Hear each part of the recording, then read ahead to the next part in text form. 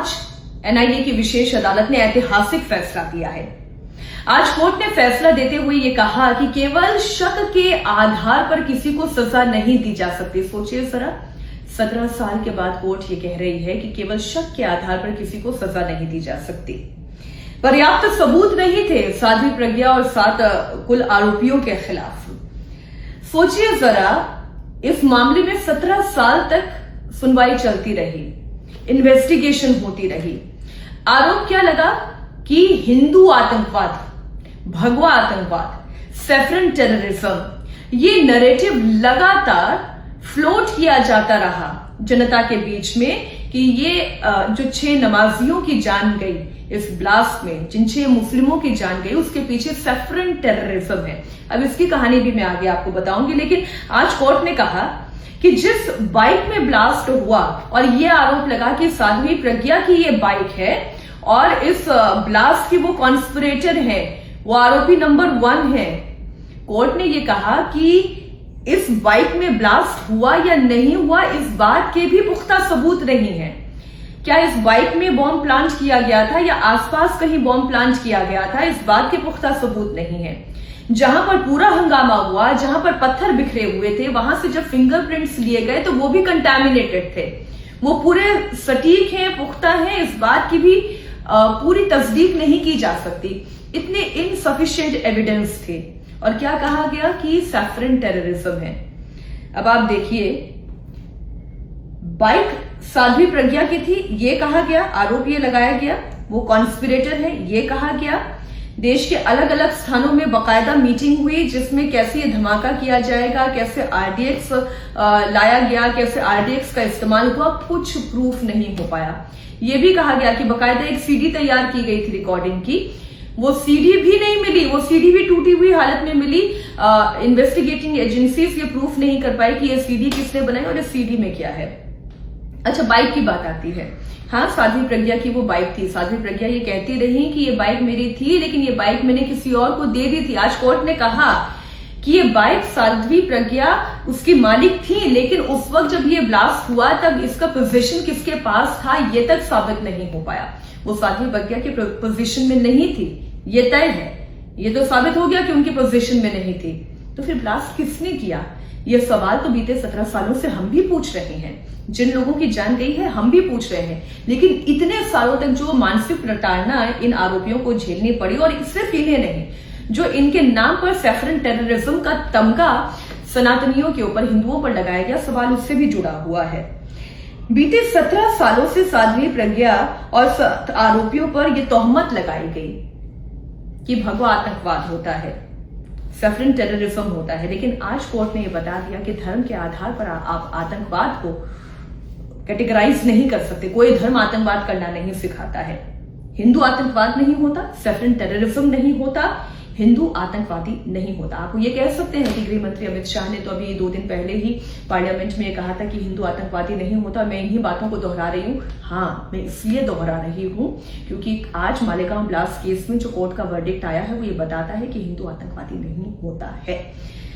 अब जब ये फैसला आया, पार्लियामेंट आप जानते हैं कि इस वक्त सेशन चल रहा है, तो पत्रकारों ने अखिलेश यादव से इस पर उनका रिएक्शन जानना चाहा। तो अखिलेश यादव ने कहा कि डोनाल्ड ट्रंप और ये जो टैरिफ है उस पर से ध्यान हटाने के लिए ये फैसला आया है। जरा सोचिए, डोनाल्ड ट्रंप वहां अमेरिका में बैठकर भारत पर 25% टैरिफ लगा रहे हैं। क्या इस पर से ध्यान हटाने के लिए एनआईए की विशेष अदालत 17 साल तक चल रहे पूरे केस पर अपना वर्डिक्ट लिखेगी? और आज सुबह सुबह उन्होंने ये वर्डिक्ट लिख दिया क्योंकि कल डोनाल्ड ट्रंप ने टैरिफ भारत पर लगाया। जरा सोचिए, ये तर्क कितना सही है। ये आप ही पर मैं छोड़ देती हूं, आप खुद तय करिए कि ध्यान भटकाने की कोशिश कौन कर रहा है, इस मुद्दे पर जवाब देने से कौन बचने की कोशिश कर रहा है। कहीं ये तुष्टीकरण की राजनीति तो नहीं? जवाब आप खुद ढूंढिए। मैं इसलिए एक सवाल आपके सामने रख रही हूं। अच्छा, इसी के साथ मैं आपको याद दिलाना चाहती हूं, पूर्व केंद्रीय गृह मंत्री सुशील कुमार शिंदे, उनसे जब एक पॉडकास्ट में, एक इंटरव्यू में ये पूछा गया मालेगांव ब्लास्ट केस को लेकर, तब वो मिनिस्टर नहीं रहे थे, गवर्नमेंट की ये कांग्रेस की सरकार गवर्नमेंट से जा चुकी थी। उसके कई सालों के बाद की ये घटना है जिसका जिक्र मैं आपके सामने कर रही हूं। जब सुशील कुमार शिंदे से ये पूछा गया कि ये मालेगांव ब्लास्ट केस में ये जो सैफरन टेररिज्म को लेकर बात कही गई, तो उन्होंने क्या कहा, मैं जरा कोट अनकोट उनका बयान आपके सामने पढ़ देती हूं। उन्होंने कहा, शिंदे जी ने कहा कि उस समय रिकॉर्ड पर जो आया था उन्होंने वही कहा था, यानी शिंदे ने वही कहा था, उस वक्त जो रिकॉर्ड में आया था उन्होंने वही कहा था। ये उनकी पार्टी ने उन्हें बताया था कि भगवा आतंकवाद हो रहा है। पार्टी बताती है कि भगवा आतंकवाद हो रहा है, ये इन्वेस्टिगेशन एजेंसी बताएगी, पुलिस ये तय करेगी, आईटीएस तय करेगी या एनआईए तय करेगी? कौन तय करेगा? पार्टी तय करेगी कि भगवा आतंकवाद होता है। हालांकि अपने इस बयान पर और उस भगवा आतंकवाद के अपने इस बयान पर उन्होंने निराशा भी जताई कि आतंकवाद को भगवा कहना ये गलत फैसला था जो कांग्रेस पार्टी ने लिया। अब मैं फिर से अभी की परिस्थिति में आती हूँ। दिग्विजय सिंह जो मध्य प्रदेश के पूर्व मुख्यमंत्री रहे हैं, जिन्होंने साध्वी प्रज्ञा के खिलाफ भी चुनाव लड़ा, जिन्होंने सबसे ज्यादा भगवा आतंकवाद पर बोला, हालांकि बहुत सारे सवाल उनके खिलाफ उठते रहे कि वो इस तरीके की बातें क्यों कहते हैं। आज जब ये फैसला आया था, जब दिग्विजय सिंह से ये सवाल पूछा गया कि साध्वी प्रज्ञा और भगवा आतंकवाद को लेकर कोर्ट से ऐसा फैसला आया, तो उन्होंने क्या कहा, बड़ी मासूमियत के साथ उन्होंने कहा कि ना हिंदू आतंकवाद होता है, ना इस्लाम आतंकवाद होता है, ना सिख, ना ईसाई, ना जैन। उन्होंने बड़ी मासूमियत के साथ जितने भी धर्म हैं उन पर यह कह दिया कि कोई धर्म आतंकवाद नहीं सिखाता है। तो जब कोई धर्म आतंकवाद नहीं सिखाता है तो आपने क्यों कहा था भगवा आतंकवाद? आपने क्यों कहा था हिंदू टेररिज्म? आज तो बड़ी मासूमियत के साथ आपने सारी बातों को दरकिनार कर दिया। अब आगे बढ़िए, इसे कहते हैं सुविधा की राजनीति। असदुद्दीन ओवैसी से हालांकि उन्होंने एक्सपोज पर अपना ये बयान रखा, अपनी ये राय रखी। उन्होंने क्या कहा वो भी मैं कोट अनकोट आपके सामने पढ़ देती हूँ। The Malegaon blast case verdict is disappointing. 6 Namazis were killed in the blast and nearly 100 injured. A deliberately shoddy investigation prosecution is responsible for the acquittal. ये हम भी सवाल उठा रहे हैं कि वो जो 6 नमाजियों की, मासूमों की जान गई, गलती किसकी थी, दोष किसका था? लेकिन उन्होंने क्या कहा, verdict is disappointing, shoddy investigation. ये सवाल जो असदुद्दीन ओवैसी उठा रहे हैं, ये सवाल तो हम भी पूछ रहे हैं, और ये सवाल हम सिर्फ अभी मालेगांव ब्लास्ट केस के वर्डिक्ट से जुड़ा हुआ नहीं पूछ रहे हैं कि क्यों ऐसी शॉडी इन्वेस्टिगेशन हुई, क्यों ठीक तरीके से इस पूरे मामले में इन्वेस्टिगेशन नहीं हुई, क्यों 17 साल तक जो आरोपी नहीं था उसे मानसिक प्रताड़ना से गुजरना पड़ा, क्यों इतना अत्याचार साध्वी प्रज्ञा पर हुआ कि अच्छी भली एक लेडी वो व्हील चेयर पर आ गई। ये सवाल तो आज हम भी पूछ रहे हैं। लेकिन ये सवाल मैं तभी पूछ रही थी जब साल 2006 में मुंबई ट्रेन ब्लास्ट मामले को लेकर जब 12 मुस्लिम अभियुक्तों को जब रिहा किया गया, आरोपियों को रिहा किया गया, तब सवाल मैंने तभी पूछा कि फिर इतने मासूमों की जो जान गई उसके पीछे जिम्मेदार कौन है? इन्वेस्टिगेशन पर आप सवाल उठाइए ना, आप बिल्कुल सवाल उठाइए।